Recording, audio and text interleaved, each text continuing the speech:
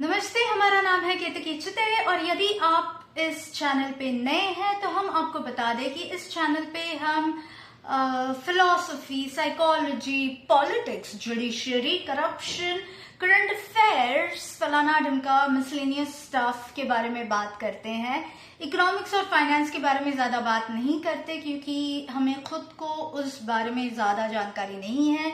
तो यदि खुद को ज्ञान ना हो तो उसके बारे में बात करना हमें खुद को सही नहीं लगता। ये पर्सनल चॉइस है ऑब्वियसली।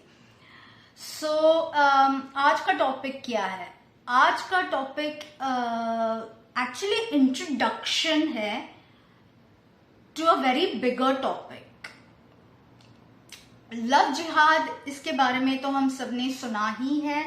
यदि आप हमारे प्लेलिस्ट में जाए तो प्लेलिस्ट में आपको फिलहाल कुछ 11-12 वीडियोस है, लेकिन ऑब्वियसली वो बढ़ने वाले हैं क्योंकि पूरी की पूरी मेरी प्लेलिस्ट अभी तक पूरी सीरीज खत्म नहीं हुई।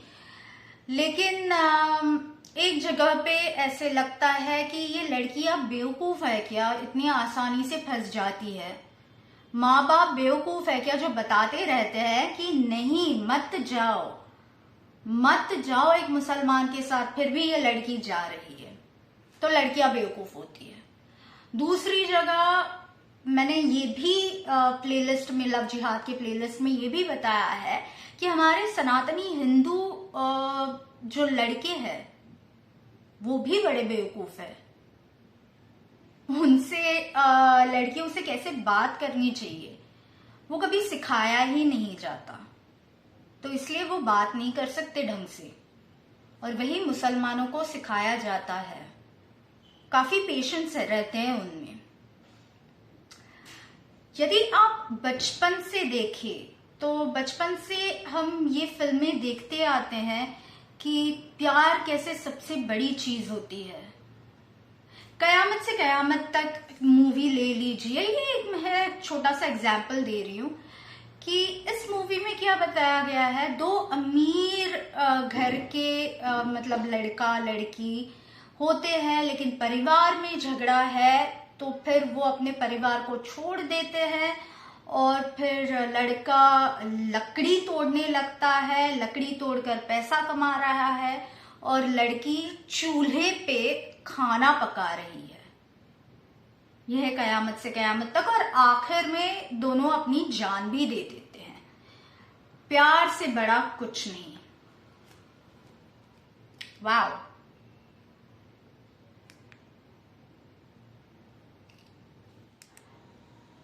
पर क्या रियलिटी में ऐसा होता है? सॉरी, वो बीच में ग्लिच आ गया था इसलिए काटना पड़ा। लेकिन जैसे कि हम बात कर रहे थे, क्या रियलिटी में इतनी आसान चीज होती है क्या कि झोपड़ी में जाके रहो, लकड़ी तोड़ो, अचानक से ये स्किल्स आ जाता है क्या? लकड़ी तोड़ना कोई आसान चीज तो नहीं होती ना, चूल्हे पे खाना पकाना आसान चीज नहीं होती, जो कभी लाइफ में की ही नहीं है। प्यार के लिए सब सीख लेंगे, अरे ऐसे नहीं चलता। रियल लाइफ में ऐसे नहीं होता। लेकिन फिर भी जिसे क्लासिकल कंडीशनिंग नहीं कहते इसे, लेकिन एक कंडीशनिंग ही है, साइकोलॉजिकली कंडीशनिंग हम मूवीज देख देख के हो जाता है।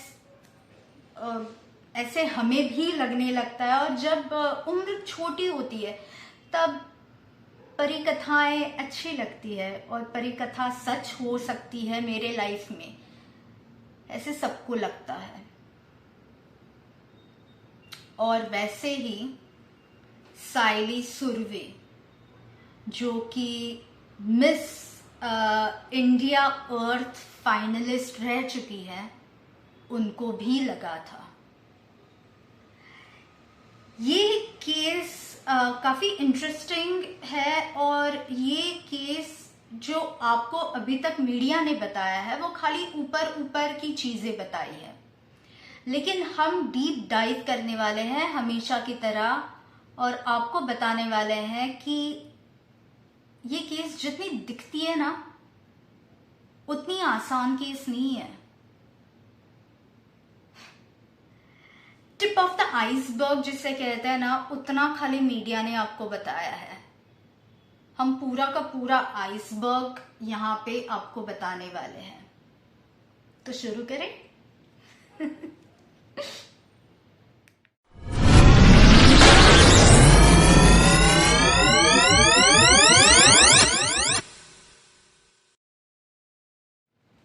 सबसे पहले हम आपको बताते हैं कि Saili Surve, media versus reality.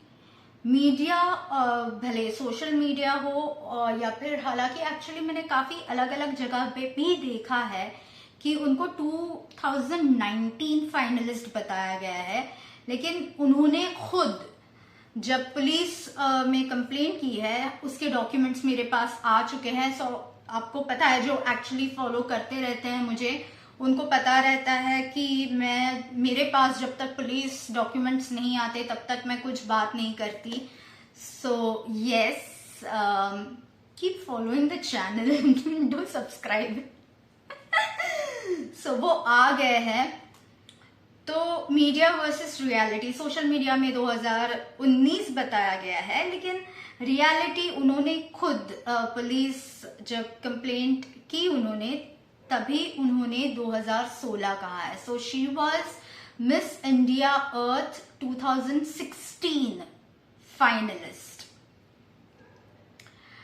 2012 में वो अपने एक दोस्त के द्वारा, ये इंट्रोडक्शन है इसलिए मैं फिलहाल किसी के नाम नहीं ले रही हूँ, लेकिन अगले वीडियो में धीरे धीरे नाम लिए जाएंगे। सो टेंशन मत लीजिए, because this is going to be a series. ये एक वीडियो में खत्म होने वाली चीज नहीं है, ये बहुत ज्यादा, मराठी में इसे क्लिष्ट कहते हैं, कॉम्प्लेक्स, बहुत ज्यादा कॉम्प्लेक्स है। सो इसलिए मैं ये खाली इंट्रोडक्टरी वीडियो बना रही हूँ। 2012 में वो अपने एक दोस्त के द्वारा, जो उनके आतिफ तासे जी से वो मिली, वो बॉम्बे में रह रही थी तभी। बम्बई से फिर वो मिस इंडिया, मतलब फेमिना मिस इंडिया के बाद अपने मायके चली गई पूना में। तासे बम्बई में ही थे, उनकी फोन पे बातचीत चालू थी, और 2012 से लेके 2016 तक, यू अंडरस्टैंड, 12, 13, 14, 15, 16, 5 साल तक आतिफ तासे पेशेंटली उनके पीछे लगते रहे, शांति से उनको पटाते रहे, और 2016 में इनकी शादी हुई। शादी नहीं, निकाह हुआ काजी के द्वारा। काजी ने इनका निकाह किया 2016 में।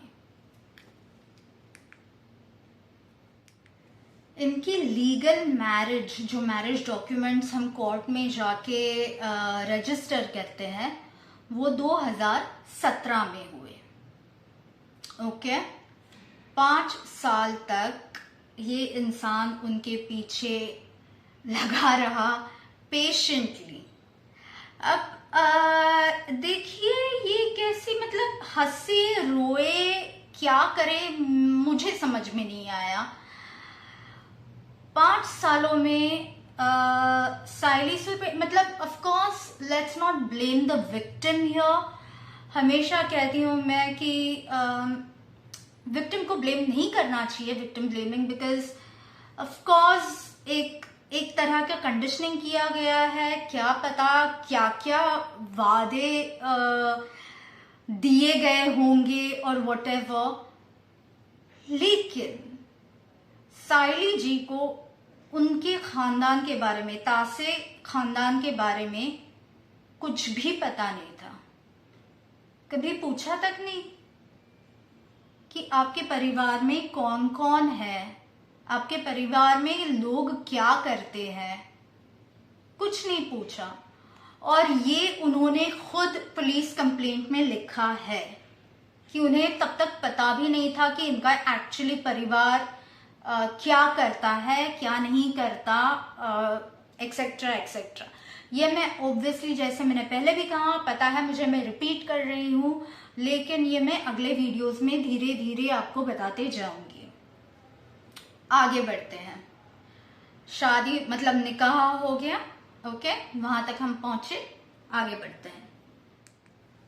निकाह के 2-3 महीने बाद साइली जी, ऑफ कोर्स उनका तो नाम बदला गया, उनको कन्वर्ट तो होना पड़ा, राइट, होना पड़ा, क्योंकि होना ही पड़ता है, मुसलमान जो ठहरे। तो वो बन गई साइली सुरवे से अलीजा आतिफ तासी, ओके। सो वो अकेले रह रहे थे, पति पत्नी, रेंट पे घर लेके रह रहे थे।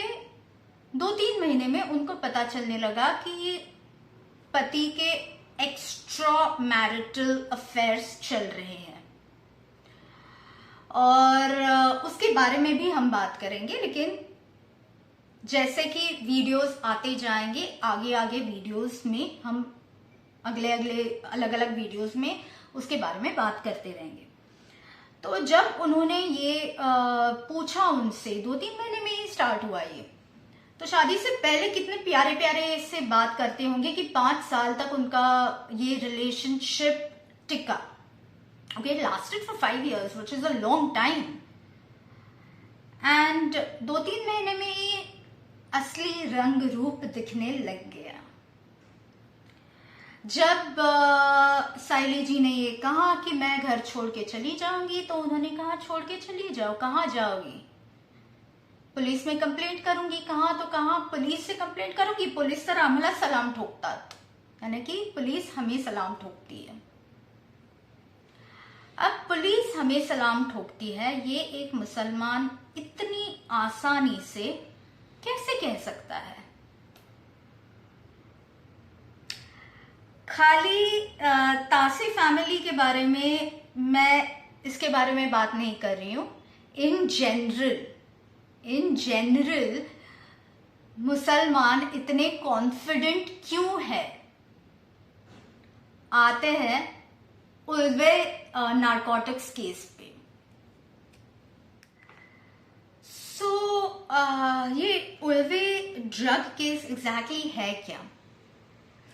फरवरी 2016 में मराठी न्यूज में तो ये काफी लोगों को पता है कि क्या, मतलब हल्का हल्का पता है, ना कि इन डेप्थ। लेकिन फरवरी 2026 में, यानी कि last month, literally last month, drugs mafia, तो Ulwe is very famous for drugs mafia basically.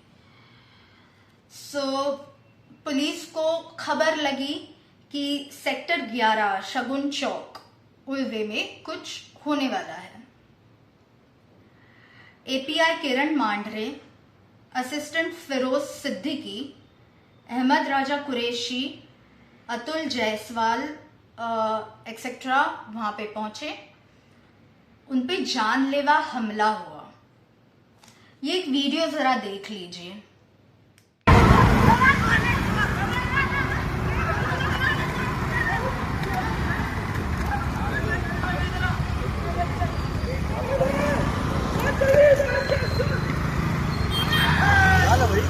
काय माहिती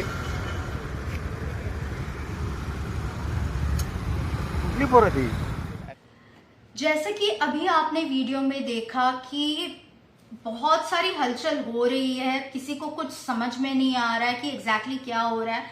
बाइक पे 2 लोग बैठे थे, 2 युवा बैठे थे, और हमेशा की तरह हर लोगों, सबके पास मोबाइल फोन रहता है, भाई कुछ गड़बड़ चल रही है यार, शूट करो। आपने देखा कि कैसे कियोटिक लग रहा है पूरा सीन, एग्जैक्टली क्या हो रहा है पता नहीं, लेकिन किसी को तो मार रहे, इतना समझ में आ रहा है।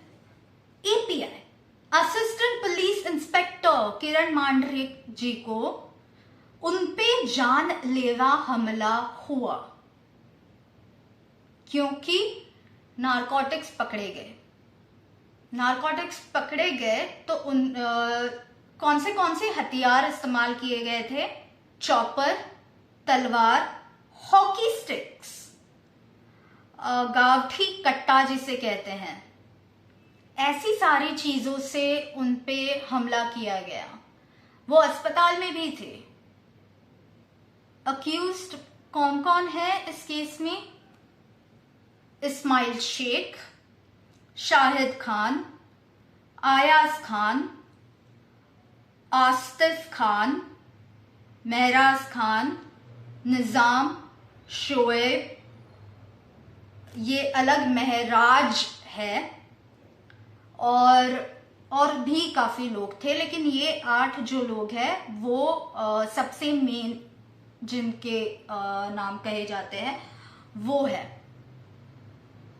इन्होंने मारा जानलेवा हमला असिस्टेंट पुलिस इंस्पेक्टर पे।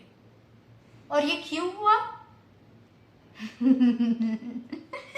क्योंकि ये पूरा नारकोटिक्स रैकेट चलाने वाला कौन था?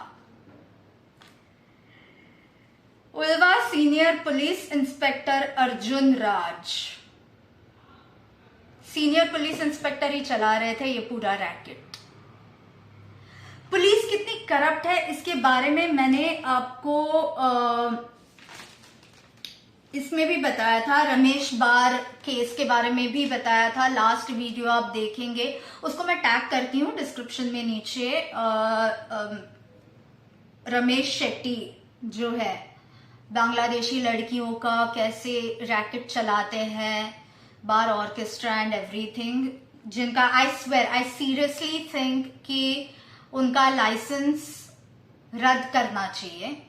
और उस केस में भी पुलिस से 2 लाख से भी ज्यादा बहुत सारे पैसे मिले थे, वो भी आपको पता है। नीचे डिस्क्रिप्शन में ऑब्वियसली मैं टैग करूंगी। तो जैसे कि उस केस में भी रमेश शेट्टी केस में भी जैसे एंटी टेररिज्म सेल ने पूरा ये रैकेट खोला था, जिसके सीसीटीवी फुटेज भी पता है कि कैसे रमेश शेट्टी बांग्लादेशी लड़कियों को छुड़ाने की कोशिश कर रहे थे जो उनके ऑर्केस्ट्रा में नाचती थी या फिर स्पेशल लड़कियां थी, एक्सेट्रा एक्सेट्रा। पुलिस कितनी करप्ट है इसके बारे में। और I love the Indian Maharashtra police specially so much. मेरे प्यार के बारे में, मेरा उनके प्रति जितना प्रेम है उसके बारे में तो आपको ऑलरेडी पता ही है, अलग से बताने की जरूरत नहीं है। सो ये रमेश शेट्टी केस हुई थी 2 जनवरी 2026 में, और ये उल्वे ड्रग केस जिसमें सीनियर पुलिस इंस्पेक्टर अर्जुन राज ही पूरा रैकेट चला रहे थे। और बीच में कौन बेच रहा था ये सारे, मतलब जो भी, मैं अभी गांजा हशीश कहूंगी तो शायद फ्लैग होगा, बट एनीवे होने दीजिए, डजंट मैटर। ये रैकेट चला ही रहे थे सीनियर इंस्पेक्टर, और बेच कौन रहा है? सारे के सारे मुसलमान। तो उनको पुलिस से डर क्यों होगा? राइट? क्यों डरेंगे वो? डरने की बात ही कहां आई? ये था उल्वे ड्रग माफिया केस। अब वापस आते हैं साइली सुरवे केस के ऊपर। उनके शौहर उनको कहते हैं, यानी कि अलीजा आतिफ तासे के शौहर आतिफ तासे उन्हें बताते हैं, तुम्हें पता नहीं है मैं कौन से परिवार से आता हूं, तुम्हें तो मेरे परिवार के बारे में अब तक कुछ भी पता नहीं है। पुलिस हमें सलाम ठोकती है। यदि चिल्लर मुसलमानों को पुलिस से कोई डर नहीं है तो आतिफ तासे को पुलिस से डर क्यों होगा? क्योंकि उनकी मां कौन है? गुलशन पटेल, जिन्हें लेडी डॉन इस नाम से जाना जाता है? यस, गुलशन पटेल एग्जैक्टली है कौन, ये कैरेक्टर क्या है, और इनको लेडी डॉन से क्यों जाना जाता है, ये हम जानेंगे अगले वीडियो में। तब तक जय हिंद, वंदे मातरम, भारत माता की जय।